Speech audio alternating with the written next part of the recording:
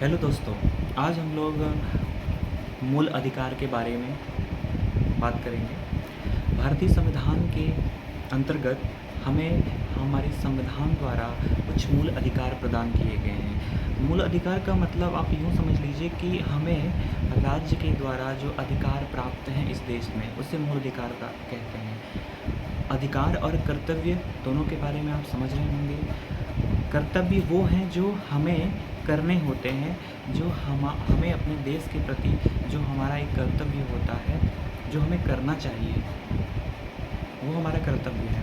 जिस प्रकार से हमें अपने माता पिता के प्रति हमारा क्या कर्तव्य है, उनकी सेवा करना, उनकी बात मानना। हमें अपने बुज़ुर्गों के प्रति हमारा क्या कर्तव्य है, हमें अपने बड़ों के प्रति क्या कर्तव्य है, हमें अपने टीचर के प्रति हमारा क्या कर्तव्य है।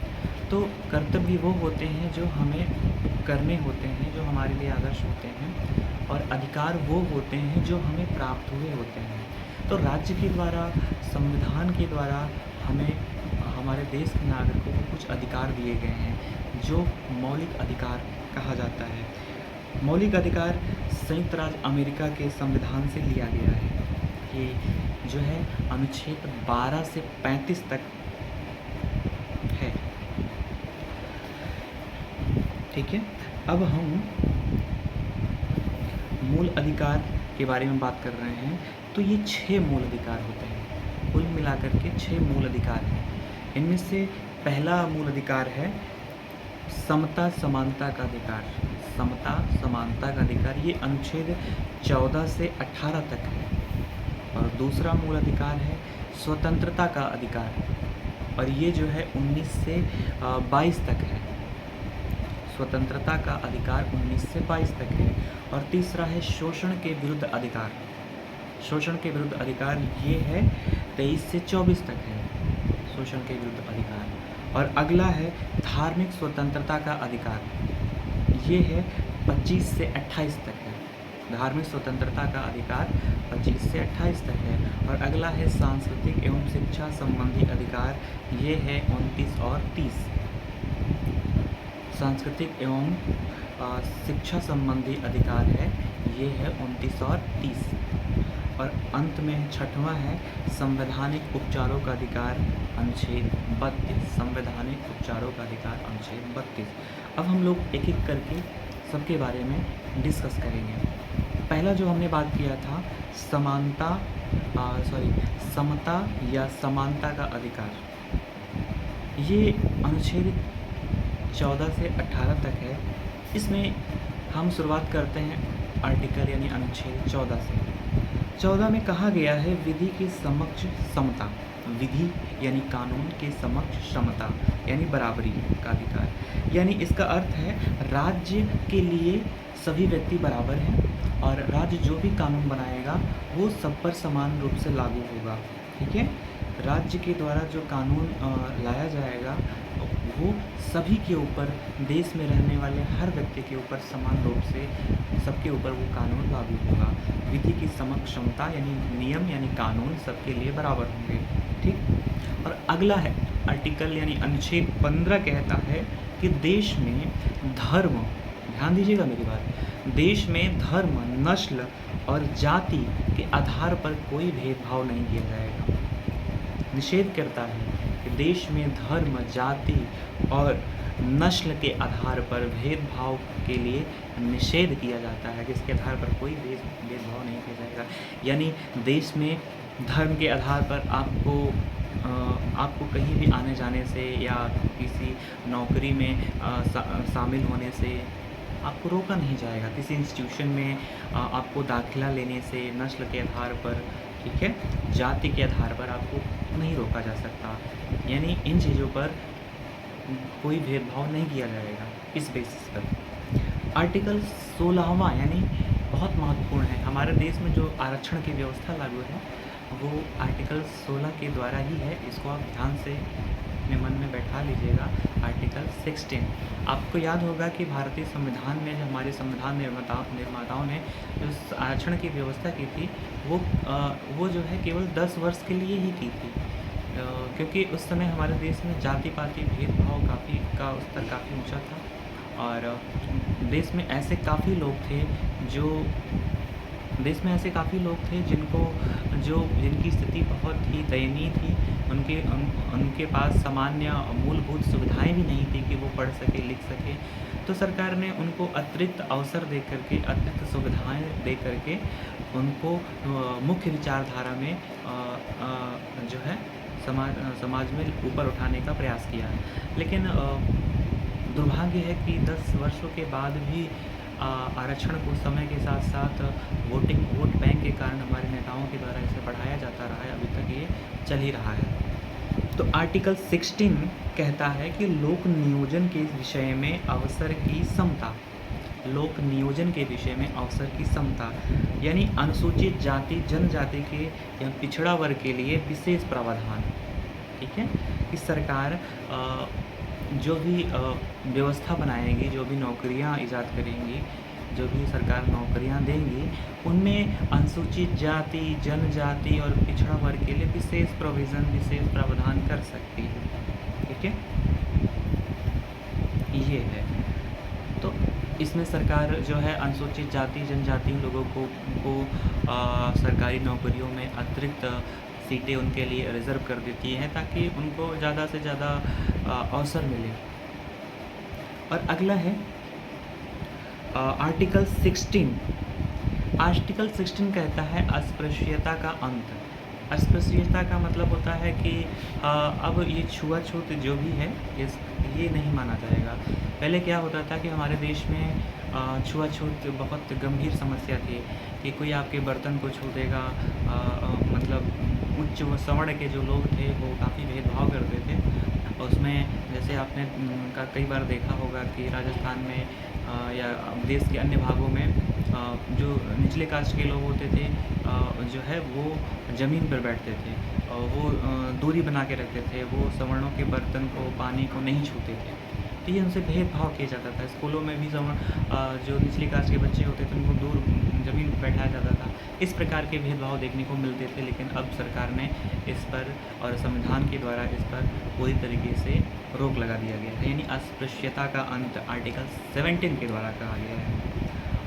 आर्टिकल 18 यानी अनुच्छेद 18 के द्वारा कहा गया है उपाधियों का अंत, यानी देश में किसी प्रकार की उपाधि नहीं दी जाएगी। उपाधियों का अंत। इस प्रकार समता समानता का अधिकार अनुच्छेद 14 से 18 तक हम लोगों ने पढ़ा। अब हम लोग पढ़ेंगे आर्टिकल 19 यानी स्वतंत्रता का अधिकार। स्वतंत्रता का अधिकार आर्टिकल 19 से लेकर के 22 यानी 19 से 22 तक है स्वतंत्रता का अधिकार। इसमें हमें संविधान के द्वारा, यानी जब संविधान का निर्माण हुआ था उस समय इसमें 7 प्रकार के स्वतंत्रता यानी 7 प्रकार की आज़ादी, 7 प्रकार की हमें स्वतंत्रता प्राप्त थी। लेकिन फिर बाद में एक स्वतंत्रता उसमें से हटा दी गई जिसे संपत्ति का अधिकार कहते हैं, इसे कानूनी अधिकार दे दिया गया। यहाँ से आर्टिकल 19F से हटा करके 44वें संविधान संशोधन द्वारा जिसको 19F से हटा करके 300 में रख दिया गया है। ये बहुत इंपॉर्टेंट है, आप इसको याद रखिएगा। तो इसमें आर्टिकल 19 में कुल शुरुआत में हमें 7 प्रकार के अधिकार प्राप्त थे, लेकिन अब वर्तमान में इसमें केवल 6 अधिकार हैं। ध्यान से सुनिएगा। आर्टिकल 19A यानी 19A कहता है कि आपको बोलने की आज़ादी होगी, राइट टू स्पीक, आपको बोलने की आज़ादी होगी। बोलने की आज़ादी बहुत ही महत्वपूर्ण है, यानी प्रेस की स्वतंत्रता, अपनी बात कहने की यानी अभिव्यक्ति की आज़ादी इसी के अंतर्गत प्राप्त है। आज हमारे देश में आप देख रहे हैं कि अभिव्यक्ति की आज़ादी के नाम पर देश विरोधी नारे लगाए जाते हैं। ये तो इसी प्रोविज़न के तहत ऐसा किया जाता है। वो उनको संविधान के द्वारा ये राइट दे दिया गया। दुर्भाग्य है हमारे देश का कि वो ऐसा करते हैं। तो बोलने की आज़ादी के द्वारा आप जो है अपनी बातों को न्यूज़पेपर में छाप करके, रेडियो टेलीविज़न पे आकर के या लिख करके किसी प्रकार से अपनी अभिव्यक्ति, अपनी बातों को प्रकट कर सकते हैं, आप बोल सकते हैं। इसके अंतर्गत आप किसी की आलोचना भी कर सकते हैं। लेकिन आप ध्यान रखिएगा कि संविधान का हर आर्टिकल एक दूसरे को काटता है। अब इसी के अंतर्गत आगे ये भी आप समझ लीजिएगा कि आपको ये आज़ादी तो दी गई है, लेकिन आप भारत के आप प्रधानमंत्री का विरोध कर सकते हैं, आप मंत्रियों का विरोध कर सकते हैं, उनकी आलोचना कर सकते हैं, किसी के बारे में अपनी राय व्यक्त कर सकते हैं, लेकिन आप भारत के राष्ट्रपति के खिलाफ एक शब्द उनकी आलोचना नहीं कर सकते, राष्ट्रपति को कुछ भी गलत भला बुरा नहीं कह सकते, ठीक है। और एक बात ये भी जान लीजिए कि आपको ये आज़ादी सरकार के द्वारा, संविधान के द्वारा तो दी गई है, लेकिन जब कभी आपके बोलने से देश में देश की सुरक्षा, अखंडता, शांति व्यवस्था को खतरा हो सकता है, तो आपके बोलने पर भी प्रतिबंध लगाया जा सकता है। आपने देखा होगा कभी-कभी किसी को भाषण देने से रोक दिया जाता है, क्योंकि उनकी भाषण देने से देश की शांति व्यवस्था खतरे में पड़ सकती है। तो इस प्रकार जहां आपको एक प्रकार से बोलने की आज़ादी दी गई है, वहीं आपको किसी विशेष परिस्थिति में आपको बोलने की आज़ादी आपसे छीनी जा सकती है। आर्टिकल 19B यानी इसमें कहता है 19B में शांतिपूर्वक बिना हथियारों के एकत्र होकर के जो है सभा करने की स्वतंत्रता। शांतिपूर्वक बिना हथियारों के आर्टिकल 19B के अंतर्गत शांतिपूर्वक बिना हथियारों के एकत्र होकर सभा करने की स्वतंत्रता है। आप देखते ही हैं अक्सर सरकार की नीतियों का विरोध करने के लिए लोग अनशन करते हैं, आंदोलन करते हैं, इकट्ठा हो करके जंतर मंतर। नई दिल्ली में आपने सुना होगा, इलाहाबाद में भी आप लोगों ने सुना होगा कि आयोग वैकेंसी नहीं निकाल रही है, लोग आंदोलन कर रहे हैं, धरना कर रहे हैं। तो ये प्रोविज़न है संविधान में, हमें अधिकार मिला हुआ है कि हम शांतिपूर्वक बिना हथियारों के, ध्यान दीजिएगा कि शांतिपूर्वक बिना हथियारों के आंदोलन कर सकते हैं, सभा कर सकते हैं, एकत्र हो सकते हैं। लेकिन सरकार तब तक आपको ये अधिकार देगी जब तक आप अहिंसा के बजाय हिंसा पर उतारू नहीं हो जाते हैं। जैसे ही आप जो है शांति व्यवस्था के लिए खतरा हो जाएंगे, यानी हथियार का यूज करेंगे आंदोलन में, तो सरकार इस पर एक्शन ले लेगी और आपको रोक देगी। आर्टिकल 19C कहता है संघ बनाने की स्वतंत्रता, यानी आपको देश में संघ बना सकते हैं, अपनी पार्टी बना सकते हैं। आपने देखा होगा कि भारत में बहुत सारी राजनीतिक पार्टियां हैं, बहुत सारे यूनियन हैं, बहुत सारे किसान संगठन हैं। तो अलग अलग संगठन बनाए गए हैं व्यक्तिगत हितों के लिए, सामूहिक हितों के लिए। तो इस प्रकार से देश में आपको संघ बनाने की आज़ादी दी गई है। अगला है 19D, देश के किसी भी भाग में आपको आवागमन की स्वतंत्रता है। आप मुंबई जाइए, दिल्ली जाइए, कलकत्ता जाइए, मद्रास जाइए, कहीं भी जाइए, देश में आवागमन की स्वतंत्रता है। आप कहीं भी जाइए, रहिए, व्यापार करिए, कुछ भी करिए, कोई आपको दिक्कत नहीं है। ये है। तो आर्टिकल 19E कहता है देश के किसी भाग में, लेकिन आप एक बात और सुन लीजिए कि देश के किसी भाग में आपको आवागमन की स्वतंत्रता तो है, ये तो है ही, लेकिन आप ये बात ध्यान में रखिएगा, सरकार आपकी आज़ादी छीन भी सकती है जब किसी भाग में, देश के किसी भाग में जाने पर आपके कारण उस राज्य की, उस क्षेत्र की शांति व्यवस्था खतरे में पड़ जाएगी, तो आपको वहाँ जाने से रोक दिया जाएगा। आपने देखा होगा टीवी में, चैनल में, कभी कभी राहुल गांधी कहीं चुनाव प्रचार में कहीं दौरे पे होते हैं तो उनको एयरपोर्ट पे रोक लिया जाता है। तो इसलिए अगर आपके जाने से कहीं की शांति व्यवस्था, देश की सुरक्षा, अखंडता खतरे में है, तो आपका वहाँ जाना प्रतिबंधित कर दिया जा सकता है। अगला है ये है 19F। 19F कहता है कि संपत्ति का अधिकार। मैंने अभी शुरुआत में ही कहा था कि भारत में मूल संविधान में 7 प्रकार के अधिकार थे, तो उसमें से यही जो अधिकार है 19F, संपत्ति का अधिकार, जो कि 44वें संविधान संशोधन अधिनियम द्वारा यहाँ से हटा करके 300 में जोड़ दिया गया है, वो कानूनी अधिकार हो गया है। अगला है 19G, कोई भी व्यापार जीविका चलाने की स्वतंत्रता है। आपको कोई भी व्यापार जीविका चलाने की स्वतंत्रता है। यानी देश में रह करके आप कोई भी व्यापार कर सकते हैं, कोई रोज़गार कर सकते हैं, कोई बिजनेस स्टार्ट कर सकते हैं, ये आपको आज़ादी है, ये आपका अधिकार है कि आप कोई भी बिजनेस व्यापार करिए, आपको ये आज़ादी है। तो इस प्रकार जो है भारत के संविधान में, मूल संविधान में 7 प्रकार के अधिकार थे, अब जो है 6 अधिकार हैं। ठीक है, अब आते हैं आर्टिकल 20 पे। आर्टिकल 20 कहता है कि अपराधों के लिए दोष सिद्धि के संबंध में संरक्षण। ठीक है, अपराधों के संबंध में, दोष सिद्धि के संबंध में संरक्षण। इसमें जो है, इसके अंतर्गत 3 प्रकार की स्वतंत्रता दी गई है। इसके अंतर्गत 3 प्रकार की स्वतंत्रता दी गई है। कहा गया है कि जब आपको अरेस्ट किया जाता है, आपको गिरफ्तार किया जाता है, तो आपको कौन कौन सी तो स्वतंत्रता, किस प्रकार के अधिकार प्राप्त हैं। उसमें से पहला है कि व्यक्ति को एक अपराध के लिए एक बार ही सज़ा मिलेगी। अगर आपने एक अपराध किया है तो उसके लिए आपको केवल एक बार सज़ा मिलेगी। ऐसा नहीं कि बार बार आपको उसी के लिए जेल में डाला जाएगा, ऐसा नहीं। एक अपराध के लिए एक बार ही सज़ा मिलेगी। दूसरा कहता है कि अपराध करते समय जो कानून है उसी के अनुसार ही सज़ा मिलेगी। ऐसा नहीं आपने अभी क्राइम किया और इस समय वर्तमान में जो कानून है वही उसी कानून के अनुसार आपको सज़ा मिलेगी।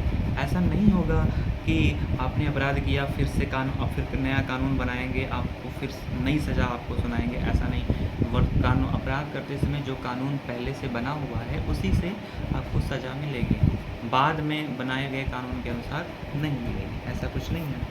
ठीक है, अगला है, तीसरा है, किसी भी व्यक्ति को न्यायालय में स्वयं के विरुद्ध गवाही देने के लिए बाध्य नहीं किया जा सकता। यानी किसी भी व्यक्ति को, आपने देखा होगा कि पुलिस कस्टडी में जो भी लोग जाते हैं, पुलिस उनसे कभी कभी ऐसा होता है कि ज़बरदस्ती उनको मार पीट करके, डरा धमका करके उनसे उनकी गवाही ली जाती है और उनको अपने विरुद्ध जुर्म कबूल करने के लिए उन पर दबाव डाला जाता है। तो कोर्ट ने भी कहा है कि पुलिस की अभिरक्षा में जो भी स्टेटमेंट दिया जाता है वो जो है पूरी तरीके से मान्य नहीं होता है। ठीक है, क्योंकि उसमें ये भी हो सकता है कि पुलिस से ज़बरदस्ती दबाव में उससे वो चीज़ मनवा रही हो। तो वही कह रहा है कि किसी भी व्यक्ति को न्यायालय में स्वयं के विरुद्ध गवाही देने के लिए बाध्य नहीं किया जा सकता। ठीक है, पुलिस आपसे डरा धमका कर कोई भी स्टेटमेंट ले ले और वो सच नहीं माना जाएगा। ठीक है, ये आर्टिकल 20 होता है। आर्टिकल 21 पे चलते हैं। आर्टिकल 21 बड़ा ही महत्वपूर्ण है। ठीक है, इसमें कहा जाता है कि प्राण एवं दैहिक स्वतंत्रता का संरक्षण, यानी आपको जीने का अधिकार है। किसी भी परिस्थिति में आपको इस अधिकार से वंचित नहीं किया जा सकता। किसी भी परिस्थिति में आपका प्राण आपसे नहीं लिया जा सकता। यही एक अधिकार है जो किसी भी परिस्थिति में किसी व्यक्ति से छीना नहीं जाएगा। लेकिन ये भी है कि विशेष परिस्थिति में जब आपका जिंदा रहना देश की शांति व्यवस्था और सुरक्षा के लिए खतरे हो सकती है, तो ये आर्टिकल भी आपसे, ये अधिकार भी आपसे छीना जा सकता है। ठीक है, आर्टिकल 21 कहता है प्राण दैहिक स्वतंत्रता का संरक्षण, व्यक्ति को उसके जीवन से उससे वंचित नहीं किया जा सकेगा, उसकी प्राण नहीं लिए जा सकते। आर्टिकल 21 के बाद आर्टिकल 21 का, इसमें क जोड़ दिया गया है और इसमें कहा गया है कि राज्य के द्वारा, माने ये अधिकार दिया गया है भारत के नागरिकों को, और ये राज्य के द्वारा अधिकार, ये राज्य का कर्तव्य होगा। ये तो राज्य का ये कर्तव्य होगा कि राज्य 6 से 14 वर्ष तक के आयु के समस्त बच्चों को जैसा कानून वो बनाए अपने अनुसार, बच्चों को निःशुल्क अनिवार्य शिक्षा उपलब्ध कराएगा। यानी राज्य जो है, यानी जो भी स्टेट में हो आप, उस स्टेट का यह दायित्व होगा, उसकी जिम्मेदारी होगी कि अपने राज्य में रहने वाले 6 से 14 वर्ष तक के आयु के बच्चों को निःशुल्क एवं अनिवार्य शिक्षा व्यवस्था करेगा। ठीक है, तो ये आर्टिकल जो है 21 का जो है 86 संविधान संशोधन अधिनियम 2002 के द्वारा जोड़ा गया, बहुत महत्वपूर्ण है। आर्टिकल 21 का 86वां संविधान संशोधन अधिनियम 2002 के द्वारा जोड़ा गया।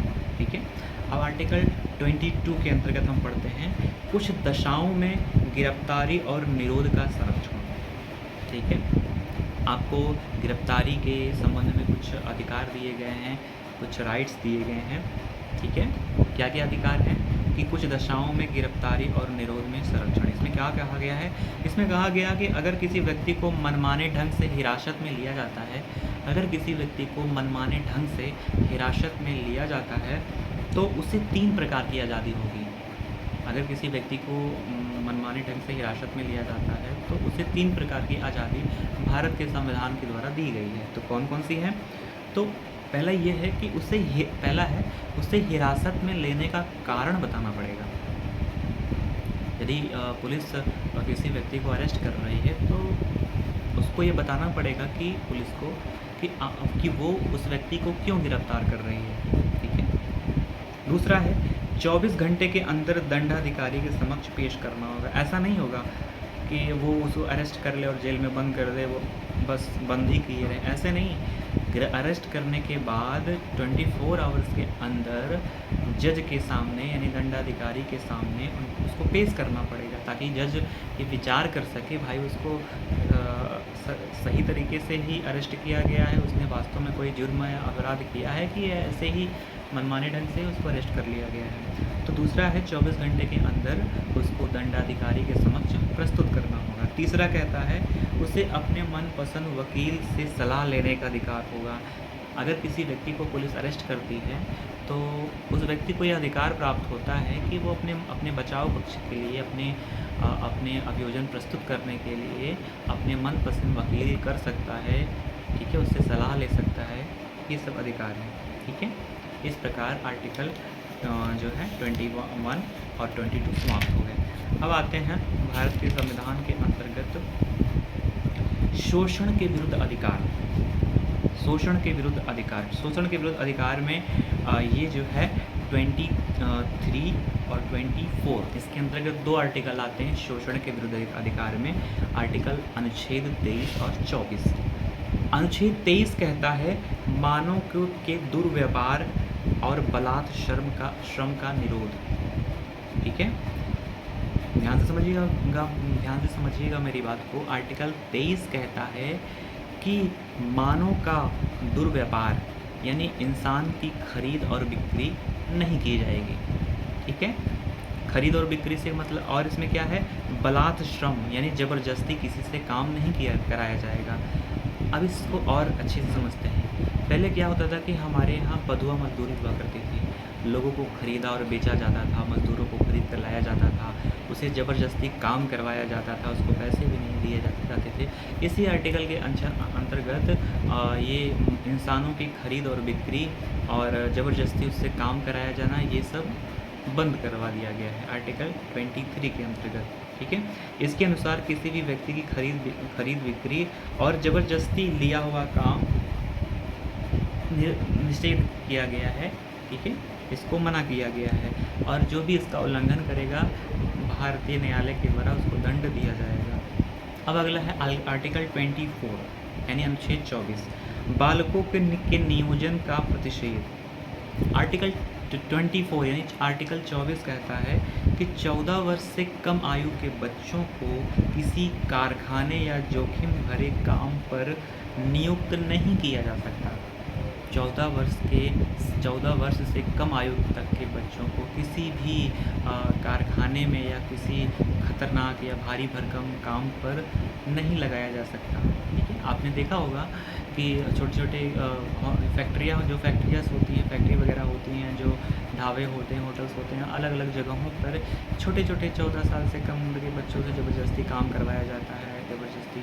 तो ये जो है इसके आर्टिकल जो है 24 के द्वारा इसको रोका गया है, इसको मना किया गया है कि 14 वर्ष से कम आयु तक के बच्चों से कोई काम नहीं कराया जाएगा। ठीक है, उनको पढ़ने का अधिकार है, आप उनको पढ़ाइए, इससे काम नहीं कराया जाएगा। ठीक है, अब आते हैं धार्मिक स्वतंत्रता का अधिकार। धर्म से जुड़ा हुआ क्या क्या स्वतंत्रता दी गई है, ये आर्टिकल 25 से लेकर के 28 तक है धार्मिक स्वतंत्रता का अधिकार। अब हम एक एक करके इसमें चर्चा करते हैं। आर्टिकल 25 यानी अनुच्छेद 25 के अंतर्गत कोई भी व्यक्ति किसी भी धर्म को मान सकता है और अपना सकता है।